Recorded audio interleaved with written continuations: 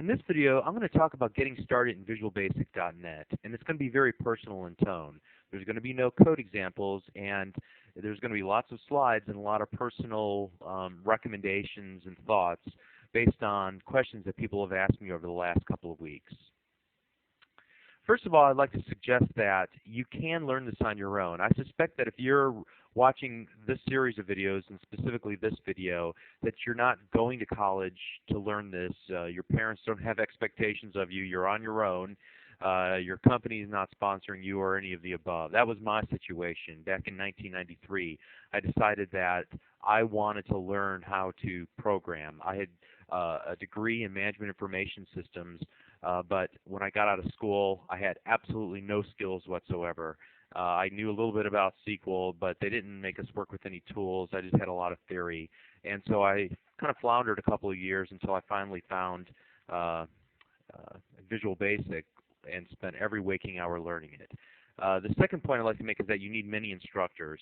While I'd like to take sole credit for being the one that teaches you everything you need to know to build a successful development career, I'm realistic in knowing that you're going to need a lot of different resources in order to accomplish this journey. The videos can be helpful, but you're also going to need a couple of good books. You're going to need the actual tool itself or the tools that you choose to use. There's going to be magazines and websites and many other forms. Possibly you get an opportunity at some point to go to seminars or go to some week-long training, and those are all well and good. So you need instruction from a lot of different places. Also, you need lots of practice. When I was starting out, I spent literally every waking hour that I could in actually doing software development and teaching myself a little bit more about Visual Basic. That was nights, that was weekends, that was actually at work while I was in between jobs or in between appointments. I'd sit with my Visual Basic 3 book from Q Publishing and I'd read every single day. The other thing I'd like to point out is that you shouldn't have to spend a lot of money.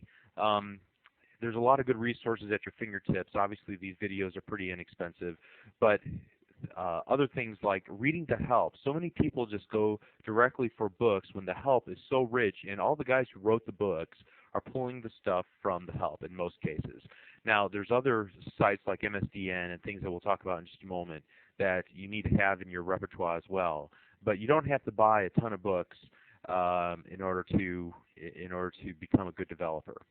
And then also what I'd like to say is encourage you that it's going to take a long time to do this, and you're going to have to take a lot of baby steps along the way. You can't learn it overnight. But it is a great lifestyle. Once you get to the point where you understand how to develop software, even in this at this current time when I'm recording the video, the economy is a little bit depressed. The demand for software developers is not as great. There's a lot of people still looking in the job market, but I'm convinced that they're all going to find jobs eventually, and that they're going to fit into a good position because companies rely on technology to promote their business, to improve their business, to lower their costs, and so forth. And pretty much from my standpoint, I'm able to make a lot of money. My wife chooses not to work. She doesn't have to. I'm able to even work from home at times. And then there's also good entrepreneurial opportunities. Once you get into it, you can develop your own software on the side. You can do training like I'm doing right now. There's a wealth of opportunity out there for software developers. So the first question is, where do you start? It's really a catch-22 dilemma because what you need to know is the actual language that you're going to use to develop applications, but you really don't learn until you actually get in and start trying to accomplish something with the language. But how can you accomplish something like build an application if you don't know the language? So there's that catch-22. So what I'm going to suggest are a couple of steps that will help get you along the way and maybe give you a roadmap for the rest of your career. And it starts with step number 1, to start with the hello worlds. The help that comes with VisualStudio.net and the .NET framework has a lot of what they call walkthroughs, and we also have these walkthrough applications here in the videos at LearnVisualStudio.net.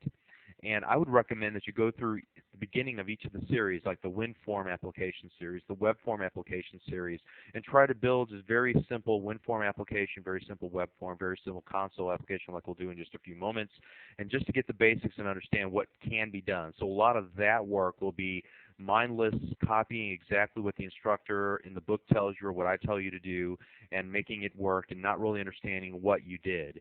The more you do that, the more you will understand how it works behind the scenes, uh, why a particular line of code is doing what it's doing. And so what you'll want to do then is start expanding your horizons. And so that's why I suggest for step number 2, get stronger in a particular language. And that's what this series is all about, understanding the why and the background of a lot of the concepts and being able to expand your knowledge beyond just what you're able to copy from another instructor. So the next thing that I'd like to recommend then, step 3, is to actually go and build something. Build it for your brother-in-law. Build it for a friend. Build it for free for a business. Whatever you do, build something. Make yourself have an end goal. Design it out on a sheet of paper if you need to, what you want the screens to look like, whether it's a web application or a Windows application, and force yourself to learn the things that you need to learn to build a real application. It'll be horrible, like I say here. It'll be buggy, messy. It'll just be the worst application that you ever write, but it will be the sweetest application you ever write because there is an overwhelming sense of accomplishment whenever you're able to build something. You will have learned a lot after building that first real application and having committed to somebody else that you're going to do it for them. It can be a dangerous proposition, but if you put enough time and effort into it and you have good resources at your fingertips, you should be able to do that. Step 4 then is, after you've built a couple of applications on your own, learn how to better structure your applications. And this is really where the principles of object-oriented programming come in.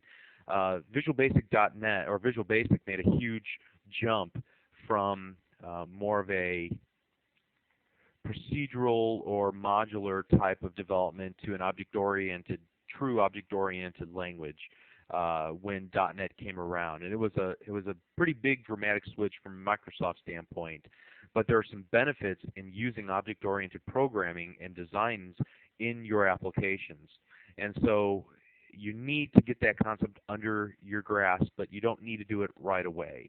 The next thing is that you can and you should learn other supporting technologies like HTML, XML, SQL, JavaScript, and so on, especially if you're going to do a lot of web development, because there are a lot of different technologies that all can be combined together into one, and you need to have a pretty good understanding of all of them in order to do anything with the language.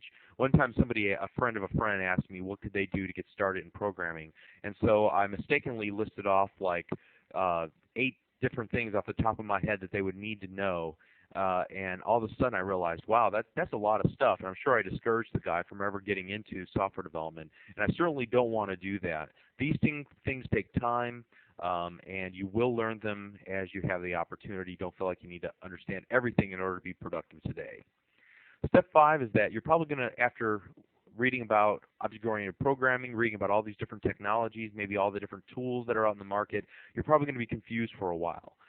This step should take about a year. It took me about a year or two before I really understood what I was doing, and then back in '97 I started learning about object-oriented programming, and then it took me about a year or two to really grasp what that was all about, and not really having a language because I was primarily a Visual Basic developer. Didn't really have a language through which to express some of the object-oriented ideas that I'd carried around with me for a couple of years. And so then I would suggest that step 6, try learning object-oriented programming again, because it is so important, vital from this day forward what Microsoft's approach is going to be towards programming languages. As we begin to talk about VisualBasic.net, you may have questions about what you can actually do with this language.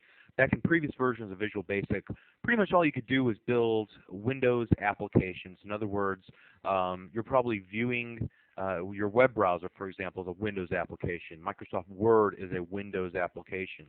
It's opposed to a web application, which is basically a website that you view through a web browser. But Windows applications can also be business applications that access databases within a local area network.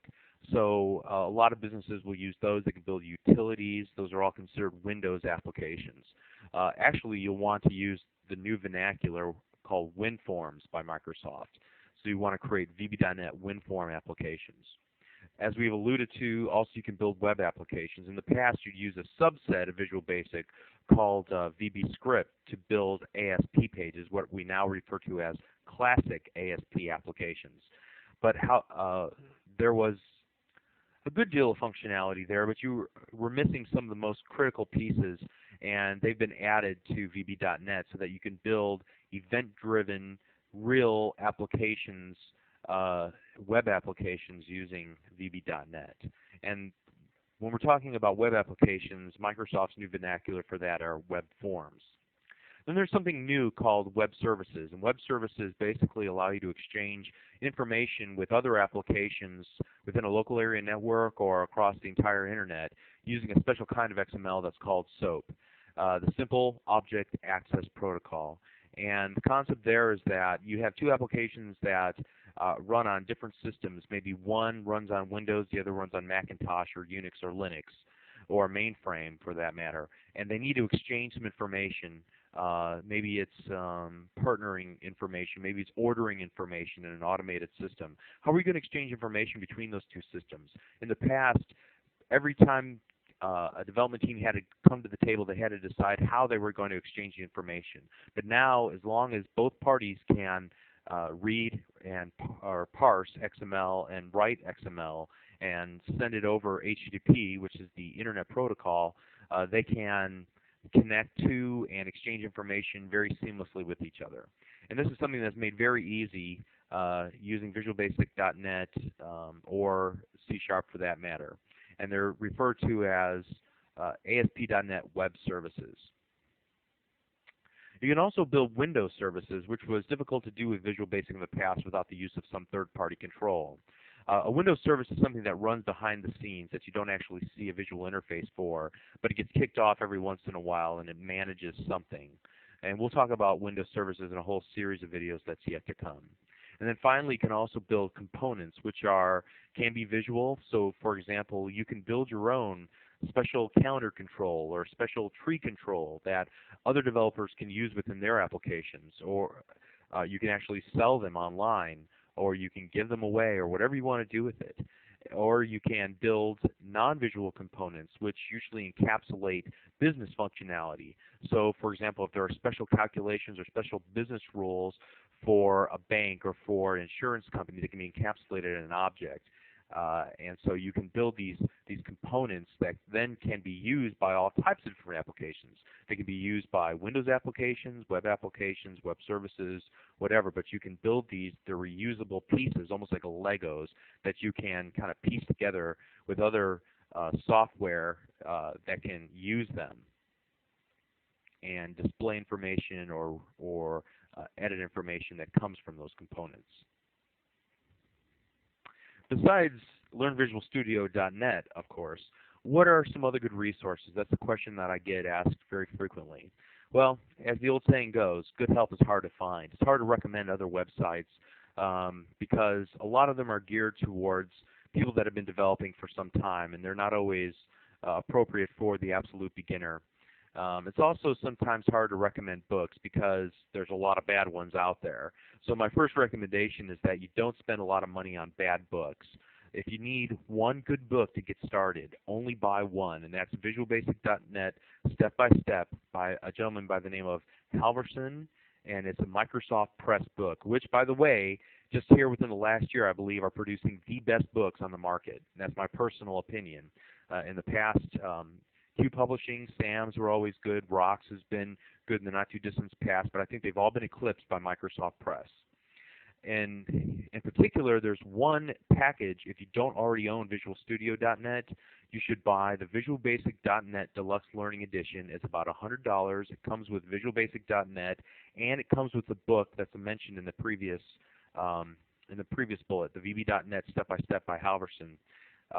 Buy that. You get everything in one package. It's what you need to get started. Lots of good examples, 5 CDs worth of information. It's going to be a limited version of Visual Studio, but it'll be enough to get you started for at least only $100.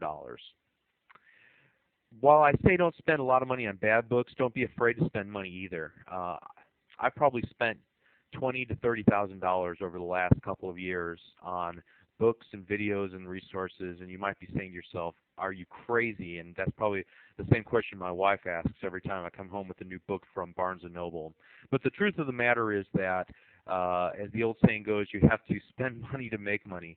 And this is a dynamic industry. Things change very frequently, and that if you want to be at the forefront of the technology, you're going to need to be able to spend a little bit of cash to buy good resources when they become available. And the caution there is that only buy the books that are good. How do you know if a book is good or not? Look at other recommendations on Amazon.com, or go to the bookstore yourself and look through each of the chapters and determine if it has topics that you'd be interested in. Is the book laid out in a way that's interesting, visually, aesthetically interesting to you? Does it have good code examples? Are the code examples on disk? And have good screenshots. Those are always things that are important to me whenever I go to buy a book, because, as you could tell, I'm a very visual person, so that's important to me. But the most important resource that you can use is the help that comes with VisualStudio.net. There's an old programmer saying, it's actually an acronym called RTFM, and if you don't know what that stands for, I'm not going to tell you, because it's a saying that would make a sailor blush, and it probably wouldn't be appropriate for me to say right now. But the gist of it is that you should use the tool that Microsoft gave you to learn it. They give you lots of sample code. They give you lots of sample applications. They give you lots of explanation, well-written explanation, on how to do various things within the tool. Now, the reason why people, I believe, are averse to it is because they don't like sitting at their computer screens and reading a manual, or that in some cases, as I'll point out as we go through the series, that it's nonsensical.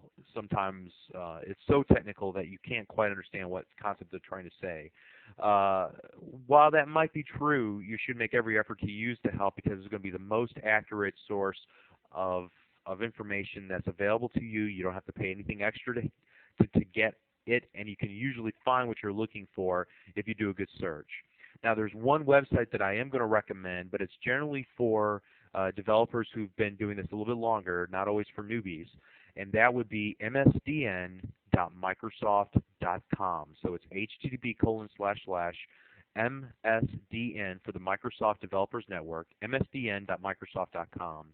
And therein they have a video program that they put out every couple of weeks called the MSDN Show. I think they changed the name of it to the .NET Show, and you can watch Robert Hess as he interviews some of the developers from Microsoft on specific features of the tools. I know that they have a whole hour devoted to web services, a whole hour to usability of applications, and you can learn a lot from that resource. So look for the .NET Show on msdn.microsoft.com.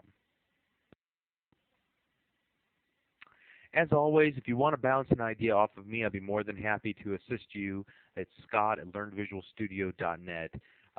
If you need any good recommendations. Now, what I would like to suggest, and we're going to look at this in a video about called What Just Went Wrong, is that you need to use all the tools available to you before you go and ask other people for help, because they're busy and they have lots to do too, and stopping down to help you takes away from their valuable time.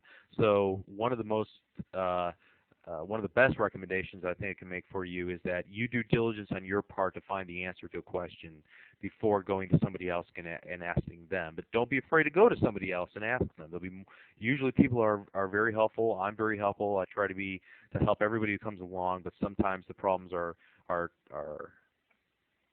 require a great amount of time to explain or to research, and so you're going to have to ultimately take responsibility for finding the answers on your own.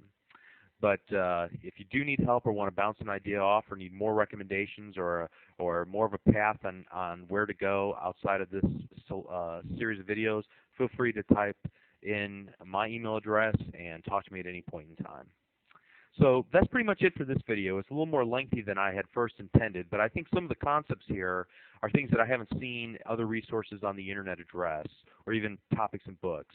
And these are the more human side of development and getting started. And I wanted to give you a good dose of encouragement in some of the protocol, how to go about getting started along these lines. So I encourage you to become a developer. So use your time and your money wisely to spend as much time as it takes for success, to get good at your craft, and to be a credit to the title of software developer. So thank you, and hope you enjoyed this video.